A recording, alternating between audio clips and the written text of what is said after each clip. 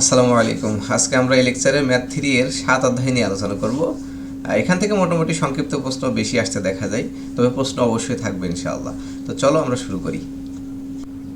আমরা দেখতে পাচ্ছি 7 অধ্যায়ে সামান্তরিক ঘনবস্তু এবং সিলিন্ডারের ক্ষেত্রফল ও আয়তন নিয়ে আলোচনা করা হয়েছে। এটা খুবই সহজ একটা অধ্যায়, তোমরা শুধুমাত্র জাস্ট সূত্রগুলো মুখস্থ রাখবা, ইট উইল বি সলভড। ওকে, তো সূত্রগুলো আমরা একটু দেখে নিই, তারপর আমরা অঙ্ক চলে যাই। প্রয়োজনীয় সূত্র কী বলা আছে, যে একটি সিলিন্ডারের আয়তন ভি ইকুয়াল টু AH। আচ্ছা, আয়তনের ক্ষেত্রে আমরা তো জানি, কি জানো, আয়তনের মূল সূত্রটা আমরা কি জানি বলো তো? হ্যাঁ, দৈর্ঘ্য গুণ প্রস্থ গুণ কি আমরা উচ্চতা, এইটাই তো জানি মূলত। ঠিক আছে, তো সেক্ষেত্রে আমরা আবার জানি দৈর্ঘ্য গুণ প্রস্থ মানেই তো ক্ষেত্রফল, আর উচ্চতা এইচের মানটা বসিয়ে দিলাম। আলটিমেটলি এইটাই কিন্তু সেই দৈর্ঘ্য গুণ প্রস্থ গুণ উচ্চতা। ঠিক আছে, তো সেক্ষেত্রে প্রত্যেকটা বস্তুর তার দৈর্ঘ্য প্রস্থ নাও থাকতে পারে, তাই না? যেমন একটা সিলিন্ডার, সেটা তো গোলাকার। ঠিক আছে, এই জন্য সেক্ষেত্রে আমাদের ক্ষেত্রফলটা সরাসরি বের করা হয়, আর যেহেতু এটা বৃত্তাকৃতি তাহলে ক্ষেত্রফল সূত্র হবে পাই আর স্কোয়ার।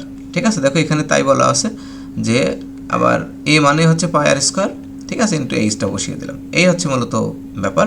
আর সিলিন্ডারের বক্রতলের ক্ষেত্রফলটা হচ্ছে PH। ঠিক আছে, অর্থাৎ পি মানে হচ্ছে পরিসীমা, 2 পাই আর তার সাথে এইচ। ওকে, আর সিলিন্ডারের সম্পূর্ণ তলের ক্ষেত্রফলটা হবে এই যে যেটা হলো তোমার পরিসীমা, অর্থাৎ 2 পাই আর ইন্টু এইচ প্লাস আর। ওকে, এই সূত্রগুলো মুখস্থ রাখলে আশা করি হয়ে যাবে। চলো আমরা সংক্ষিপ্ত প্রশ্নে চলে যাই। আর দেখো এখানে বলা আছে একটি সিলিন্ডারের উচ্চতা দেওয়া আছে 20 সেন্টিমিটার এবং ভূমির ব্যাস দেওয়া আছে তোমার 14 সেন্টিমিটার হলে আয়তন কত। এখানে আরেকটা বিষয় একটু বলে নিই আমি, যদি তুমি ব্যাস সরাসরি ব্যাস থেকে যদি ক্ষেত্রফলটা বের করতে চাও, তাহলে তুমি পারবা এই সূত্রের সাহায্যে, যে পাই ডি স্কোয়ার বাই 4 বা পাই ব্যাস স্কোয়ার বাই 4। আর যদি তুমি ব্যাস থেকে ব্যাসার্ধটা বের করে নাও, আমরা জানি ব্যাসার্ধ মানে কি, ব্যাস বাই 2, সেক্ষেত্রে তুমি পাই আর স্কোয়ারের মাধ্যমে এই সূত্র এর মানটা বের করে নিতে পারো, যেটা তোমার সহজ লাগে। ঠিক আছে, তাহলে বুঝতেই পারছো AH দিলে আমাদের হয়ে যাবে। তার মানে ব্যাসের মাধ্যমে আমরা ব্যাসার্ধ বের করবো, ব্যাসার্ধ বের করে আমরা সরাসরি কি ক্ষেত্র আয়তনটা বের করতে পারবো। যেমন সিলিন্ডারের উচ্চতা দেওয়া আছে 20 সেন্টিমিটার, আর ভূমির ব্যাস দেওয়া আছে, যেখানে ভূমির ব্যাস আছে 14, পুরোটা হচ্ছে 14, তাহলে অর্ধেক কত হবে? অর্ধেক হচ্ছে আর এর মানটা দেওয়া আছে 7 সেন্টিমিটার, তাহলে বুঝতেই পারছো আয়তনটা কত হবে। তো আয়তন হবে ভি ইকুয়াল টু AH, এ মানে হচ্ছে পাই আর স্কোয়ার এইচ। এখানে জাস্ট মানটা বসিয়ে দিলাম। দেখো পাই আর মানে কি 7 স্কোয়ার, এইচের মান হচ্ছে 20, এটাকে ক্যালকুলেশন করলে তুমি পাবা 3078.76। এটা হচ্ছে ঘন সেন্টিমিটার আয়তন। ঠিক আছে, আশা করি বুঝতে পেরেছি। এটা খুবই সহজ একটা অঙ্ক ছিল, আর এই ধরনের অঙ্ক সংক্ষিপ্ত আকারে থাকবে। চলো আমরা সেকেন্ড আর একটা অঙ্কে চলে যাই।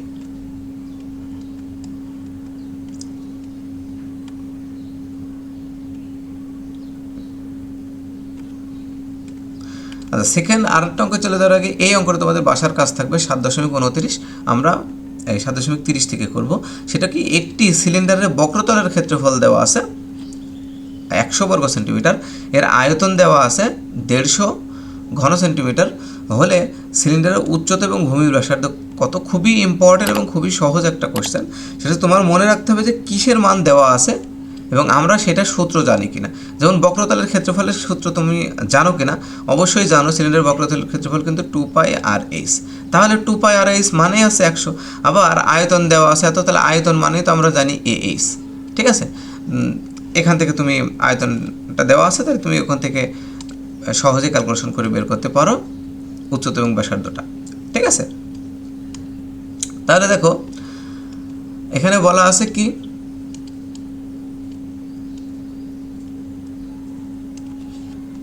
দেওয়া আছে সিলিন্ডারের বক্রতলের ক্ষেত্রফল 100 বর্গ সেন্টিমিটার, আর সিলিন্ডারের আয়তন দেওয়া আছে ভি ইকুয়াল টু 150 ঘন সেন্টিমিটার। সিলিন্ডারের উচ্চতা এবং ভূমির ব্যাসার্ধ কত?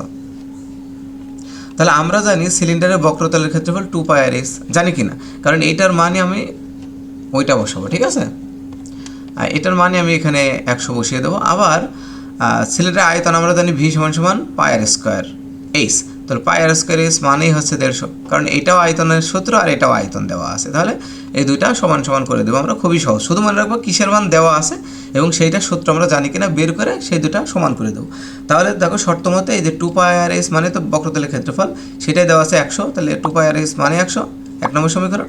আবার পায়ের স্কোয়ার এইচ মানে হচ্ছে 150, 2 নম্বর সমীকরণ। জাস্ট দুইটা ভাগ করে দেবো, এখান থেকে আমরা যে কোনো একটার মান কিন্তু পেয়ে যাবো বন্ধুরা, খুবই সহজ। তাহলে তুমি ভাগ করে দেখো যে এটা পাও কিনা। দেখা যাচ্ছে যে 1/2 থেকে যদি আমরা দেখি তাহলে দেখতে পাই যে 1 নম্বর হচ্ছে 2 পাই আর এইচ উপরে থাকবে, আর পায়ের স্কোয়ার এইচ নিচে থাকবে, আর উপরে থাকবে 100, নিচে থাকবে 150। তাহলে এখানে কাটাকাটি করলে আমরা যদি 25 দিয়ে কাটি, 4 25 100, আর 6 25 150 দিয়ে 4/6। আর এখান থেকে কী কী কাটাকাটি দেয় বলো তো? এখানে পাই পাই কাটাকাটি গেল, এইচ এইচ কাটাকাটি গেল। ওকে, তাহলে উপরে থাকে তোমার 2, আর এই যে আর কাটাকাটি গেলে নিচে 2টার উপরে 1টা, তাহলে নিচে 1টা থাকবে, তাহলে 2/r। এখন আমরা যদি এটা ক্যালকুলেশন করি তাহলে কী হবে বলো তো? 4r = 6 দুগুণে 12, পরবর্তীতে r = 3 হবে। It will be very easy. Okay, পরে 1 নম্বর বা 2 নম্বর যে কোনো একটা সমীকরণে আমরা জাস্ট r এর মানটা বসিয়ে দেবো, হয়ে যাবে। তাহলে 1 নম্বর সমীকরণ থেকে দেখতে পাচ্ছি আমরা 2 পাই আর এইচ মানে কত? 100, খুবই সহজ। এখান থেকে যে আর, এখানে r এর মান তো আমরা পেয়েছি, এইচটা বাদ দিয়ে বাকি 2 পাই আরটা আমরা নিচে দিয়ে দেবো, কারণ এইচের সাথে এটা গুণ অবস্থায় আছে। তাহলে এই সমান হবে 100/2 পাই আর, পরবর্তীতে 2 পাই আর আর মানে হচ্ছে এই যে 3। ক্যালকুলেশন করলে এটা ভাগ করার সময় কিন্তু অবশ্যই ব্র্যাকেট দিবে, নাহলে কিন্তু ভুল হয়ে যাবে। যেমন এটা ব্র্যাকেট দিবে এইভাবে 100 ভাগ ব্র্যাকেট দিবা দিয়ে 2 পাই, পাই তো ক্যালকুলেটরে রয়েছে, ইন্টু 3 ব্র্যাকেট ক্লোজ করলে দেখবা 5.3 আসবে। তাহলে এত সেন্টিমিটার অ্যান্সার হবে আমাদের। সিলিন্ডারের উচ্চতা হচ্ছে এত সেন্টিমিটার, আর সিলিন্ডারের ব্যাসার্ধ আছে 3 সেন্টিমিটার। এটাই হচ্ছে আমাদের ভূমির ব্যাসার্ধ 3 সেন্টিমিটার। এটা হচ্ছে আমাদের অ্যান্সার থাকবে, ঠিক আছে? তো আর একটা অঙ্কের মাধ্যমে আমরা এই লেকচারটা শেষ করব। তোমাদের বোরিং লাগলে একটু থেমে থেমে ধীরে ধীরে করবে, এবং বাসার কাজগুলো কিন্তু অবশ্যই করবো, তা না হলে কিন্তু A+ পাওয়া একটু ডিফিকাল্ট হয়ে যাবে। আজকের এই অঙ্কটার মাধ্যমে মূলত এই লেকচার শেষ হবে, এবং পাশাপাশি এই অধ্যায়টা আমরা শেষ করব, কারণ এই অধ্যায় আসলে সংক্ষিপ্ত অঙ্কই থাকবে, রচনামূলক থাকতে দেখা যায় না, ঠিক আছে? এই জন্য আমরা এই অধ্যায়টাই এই সংক্ষিপ্তগুলো করলেই হবে। তাহলে দেখা যাচ্ছে একটি কুয়ার গভীরতা 7 মিটার, ব্যাস হচ্ছে 14 মিটার, প্রতি ঘনমিটার 10 টাকা হিসেবে কুয়ার মাটি খনন করতে কত টাকা লাগবে? এটা খুবই সহজ একটা অঙ্ক। তোমাকে শুধু ক্লুটা ধরতে হবে, ঘনমিটার এটা কিসের একক বলো তো? বুঝতেই পারছো তোমরা, এটা নিশ্চিতভাবে এটা আয়তনের একক। যারা একটু এককগুলো মুখস্থ করেছো, আয়তনের একক কিন্তু ঘন হয়। তাহলে ঘনমিটার প্রতি মানে 1 ঘনমিটার কয় টাকা? 1 ঘনমিটার কিন্তু 1 টাকা বন্ধুরা। তাহলে আমাদের কুয়াটা কত ঘনমিটার হবে? নিশ্চিতভাবে আমরা কুয়ার আয়তন বের করলে ঘনমিটারটা পেয়ে যাব। তাহলে কুয়ার আয়তন যত ঘনমিটার হবে তত দিয়ে 10 টাকা গুণ করলে হয়ে যাবে, খুবই সহজ। তাহলে আমরা দেখতে পাচ্ছি যে দেওয়া আছে মাটির এই কুয়ার গভীরতা এইচ সমান কত? 7 মিটার। এটা গভীরতা বা উচ্চতা একই কথা। কুয়ার ব্যাস দেওয়া আছে ডি সমান কত? 14 মিটার। তো এখান থেকে আমরা ব্যাসার্ধটা বের করে নিতে পারি। এবার হচ্ছে কুয়ার আয়তনটা, কুয়া কিন্তু সিলিন্ডার আকৃতির, এই জন্য এটা সিলিন্ডারের আয়তনের সূত্রই বসিয়েছে। পাই আর স্কোয়ার এইচ, এখানে পাই আর বলতে 7 স্কোয়ার, এইচ মানে 7, এটা হবে 1077.57 ঘনমিটার। তাহলে দেখো প্রতি ঘনমিটার মানে কি? 1 ঘনমিটার। 1 ঘনমিটার যদি মাটি খনন করতে খরচ হয় 10 টাকা, তাহলে এত ঘনমিটার করতে কত লাগবে? তাহলে 10 দিয়ে গুণ করে দিলে হয়ে গেল। তাহলে দেখো 1 ঘনমিটার মাটি খনন করতে খরচ হয় 10 টাকা, অতএব এই 1077.57 ঘনমিটার মাটি খনন করতে খরচ হবে, জাস্ট 10 দিয়ে গুণ করে দিলে 10,770.57 টাকা হবে। এটাই হচ্ছে আমাদের ম্যাথ ছিল আজকের, এবং এর মাধ্যমে আমরা এই লেকচারটা শেষ করব। তার আগে তোমরা এই অ্যান্সারটা করে নেবা, যে এখানে জাস্ট 10-এর জায়গায় দেখো 5 রয়েছে, আর 14 জায়গায় রয়েছে 28। তো এই কুয়ার অঙ্কটা করে ফেলবা। এটাই হচ্ছে আমাদের অঙ্ক। আজকে এই পর্যন্তই থাকবে। তো ভালো থাকো, সুস্থ থাকো, এবং দেখতে থাকো আমাদের এই চ্যানেল।